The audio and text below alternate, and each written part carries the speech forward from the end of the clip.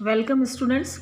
मैं विष्णुप्रभा गुप्ता, सह आचार्य अर्थशास्त्र, राजकीय डूंगर महाविद्यालय बीकानेर राजस्थान से BA part second, economics second, Indian economy की क्लास में हमारा टॉपिक चल रहा है भारत में योजनाओं के दौरान औद्योगिक विकास, industrial development during plans in India, जिसका पार्ट 1 हम कर चुके हैं और आज हम ले रहे हैं पार्ट 2।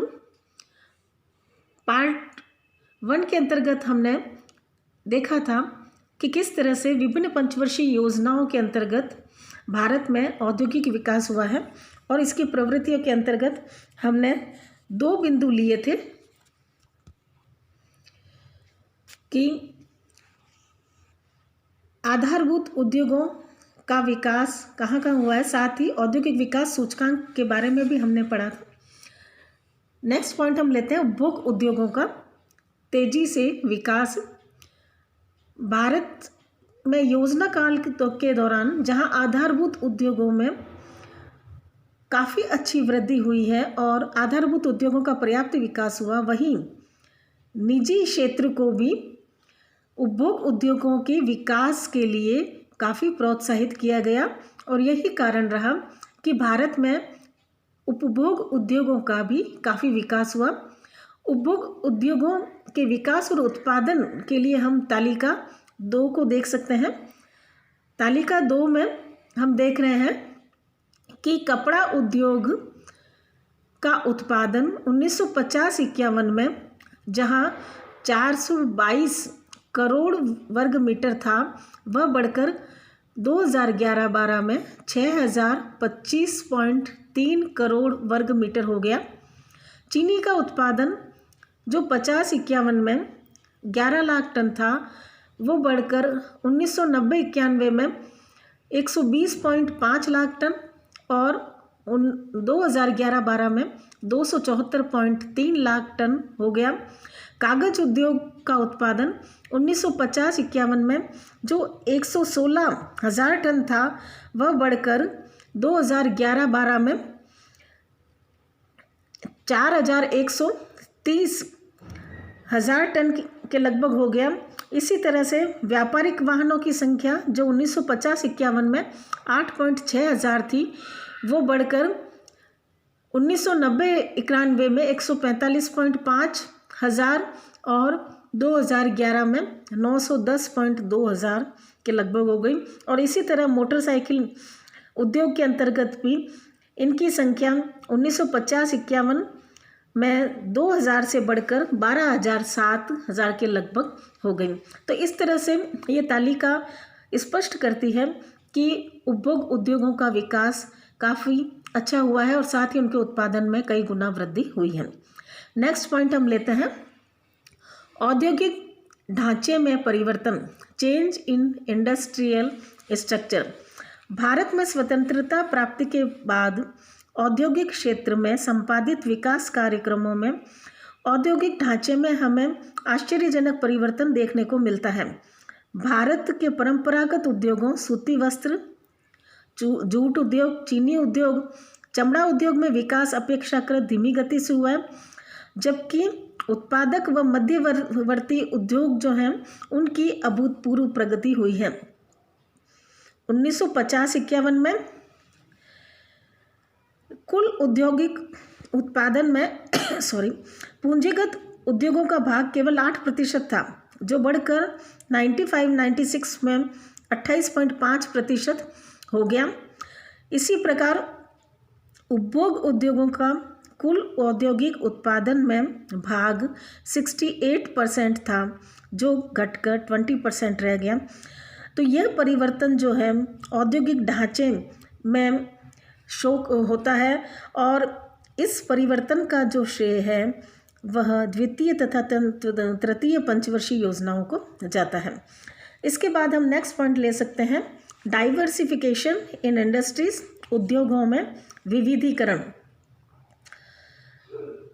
आज़ादी प्राप्त करने के बाद औद्योगिक विकास कार्यक्रमों से न केवल औद्योगिक उत्पादन में वृद्धि हुई बल्कि उनके ढांचे में भी परिवर्तन हुआ और साथ ही उद्योगों में विविधता भी आई है। आज भारत में अनेक प्रकार का इंजीनियरिंग सामान, रासायनिक पदार्थ, मशीनें, उपभोक्ता माल, टेलीफोन, घड़ियाँ, टेलीविज़न सेट, सीमेंट, कागज़, कपड़ा, सामुद्रिक जहाज, हवाई जहाज, सिलाई मशीनें, पंखे आदि का उत्पादन किया जा रहा है और यहाँ तक कि इनका विदेशों को निर्यात भी किया जाता है। नेक्स्ट पॉइंट, उद्योगों में सार्वजनिक क्षेत्र के तीव्र विस्तार के बाद रुकावट। उद्योगों में सार्वजनिक क्षेत्र का प्रारंभ में तीव्र विकास हुआ, लेकिन बाद में इस विस्तार में कमी आई है। मार्च 2012 के अंत तक देश में सार्वजनिक उपक्रमों की संख्या लगभग 260 रही, जिसमें 225 उपक्रम चालू हालत में तथा 25 निर्माणाधीन थे तथा उनमें संचयी निवेश 7,48,200 करोड़ रुपए का था। भारत की संपूर्ण उत्पादक संपदा में सार्वजनिक क्षेत्र का भाग 1950-51 में केवल 3% था, लेकिन 96-97 में यह बढ़कर 35% हो गया, किंतु 2005-06 में यह घटकर पुनः 11.12% रह गया और अब इनमें विनिवेश पर जोर दिया जा रहा है। और हम जानते हैं कि 1991 में औद्योगिक उदारीकरण की जो नीति लागू हुई, उसमें विभिन्न प्रकार के नियंत्रणों और लाइसेंसिंग व्यवस्था को समाप्त किया गया है तथा अधिकाधिक उद्योगों के विकास के लिए प्रतिबंधों से मुक्त वातावरण बनाने की कोशिश की गई है, जिसके कारण से भी अर्थव्यवस्था में उद्योगों के विकास को बढ़ावा मिला है। नेक्स्ट पॉइंट है, उद्योगों में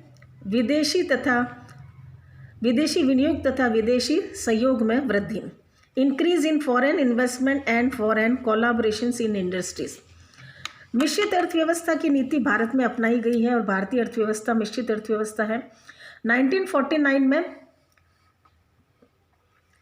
नेहरू द्वारा विदेशी विनियोजकों को आश्वासन देने से देश में औद्योगिक विकास के लिए विदेशी पूंजी विनियोग और विदेशी सहयोग में वृद्धि हुई है।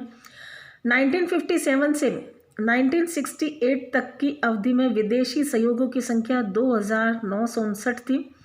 अगस्त 91 से मार्च 2010 तक की अवधि में उद्योगों में विदेशी प्रत्यक्ष निवेश लगभग 12,699 करोड़ डॉलर रहा। 2011-12 में यह 3,512 करोड़ डॉलर तथा 2012-13 में 1,585 करोड़ डॉलर के लगभग रहा। नेक्स्ट पॉइंट हम लेते हैं, लघु एवं कुटीर उद्योगों का विकास। भारतीय अर्थव्यवस्था में जहां पूंजी का अभाव है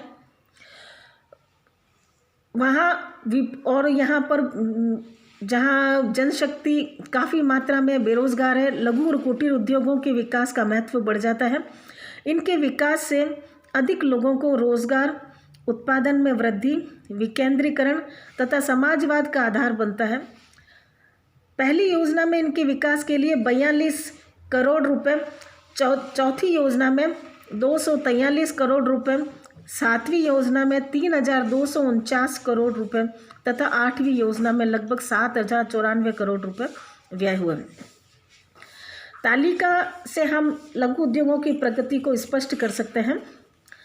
वर्ष 2001-2002 में लघु इकाइयाँ थी 105.21 लाख, जिनका उत्पादन मूल्य था 2,82,270 करोड़ रुपए और इनमें 249.09 लाख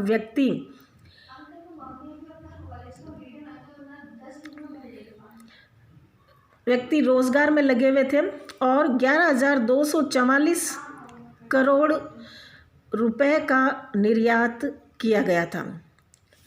2005-06 में 123.42 लाख इकाइयाँ कार्यरत थीं, जिनके द्वारा उत्पादित वस्तुओं का मूल्य 4,76,201 करोड़ रुपए, 294.10 लाख लोगों को रोजगार दिया गया और 1,24,417 करोड़ रुपए मूल्य का निर्यात किया गया। 2008-9 में लघु इकाइयों की संख्या बढ़कर 285 लाख हो गई। इनके द्वारा उत्पादित मूल्य 6,50,000 करोड़ रुपए का हो गया। रोजगार भी इनके द्वारा और अधिक व्यक्तियों को दिया गया, जो बढ़कर 350 लाख हो गया और निर्यात 1,80,000 करोड़ रुपए मूल्य का हो गया। इसी तरह से 14-15 में 580 लाख इकाइयाँ कार्यरत थी अर्थव्यवस्था में, जिनके उत्पादन का मूल्य 12,50,000 रुपये। 760 लाख व्यक्तियों को रोजगार दिया गया और 4,50,000 करोड़ रुपए मूल्य की वस्तुओं का निर्यात इन लघु उद्योगों के द्वारा किया गया है। तो इस तरह से हम तालिका से स्पष्ट देखते हैं कि लघु उद्योगों का तीव्र गति से विकास हुआ है और इनमें रोजगार, उत्पादन और निर्यात तेजी से बढ़े हैं। नेक्स्ट पॉइंट हम लेते हैं, उद्योगों को वित्तीय सहायता प्रदान करने के लिए विशिष्ट वित्तीय संस्थान स्थापित किए गए हैं, जैसे कि औद्योगिक वित्त निगम, भारतीय औद्योगिक विकास बैंक, राष्ट्रीय लघु उद्योग निगम, राज्य वित्त निगम, ICICI आदि। तो इस तरह स्पष्ट है कि स्वतंत्रता प्राप्ति के बाद भारत में औद्योगिक विकास की गति सिर्फ तीव्र ही नहीं हुई, बल्कि भावी औद्योगिकरण का सुदृढ़ आधार भी तैयार हुआ है। उत्पादन में विविधता आई है, औद्योगिक संरचना में पूंजीगत और आधारभूत उद्योगों का आधार मजबूत हुआ है। 1991 की औद्योगिक नीति में लाइसेंसिंग नीति का उदारीकरण कर नियंत्रणों की समाप्ति की गई है। मेक इन इंडिया के अंतर्गत निवेश को बढ़ावा, इनोवेशन को प्रोत्साहन दिया गया है। साथ ही कौशल विकास की समृद्धि करने का प्रयास किया गया है। बौद्धिक संपदा को संरक्षण दिया गया है। बेहतरीन विनिर्माण संरचना का निर्माण किया गया है। कौशल विकास को प्रोत्साहन देने के लिए नए कौशल विकास उद्यमितों के लिए नए मंत्रालय की स्थापना की गई है। पर्यावरण और वन संबंधी स्वीकृतियों को सुप्रभावी बनाने के लिए आवेदनों को ऑनलाइन जमा कराने की प्रक्रिया भी शुरू की गई है। साथ ही श्रम क्षेत्र में सुधार के लिए एक श्रम सुविधा पोर्टल शुरू किया गया। इस प्रकार औद्योगिक विकास में निरंतर प्रगति हो रही है। तो इसके साथ ही हमारा ये टॉपिक ख़त्म हो जाता है। Thank you.